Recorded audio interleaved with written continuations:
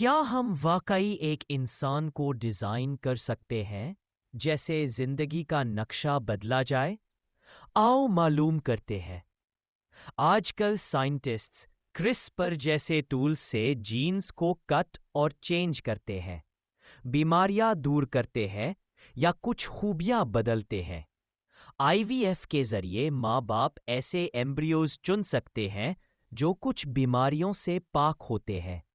کچھ لوگ آنکھوں کا رنگ یا ہائٹ چنے کا خواب بھی دیکھتے ہیں، مگر اس پر بہت بحث ہوتی ہے۔ جانوروں کا کلوننگ اصل میں ہوتا ہے۔ ڈولی نام کی بھیڑ یاد ہے؟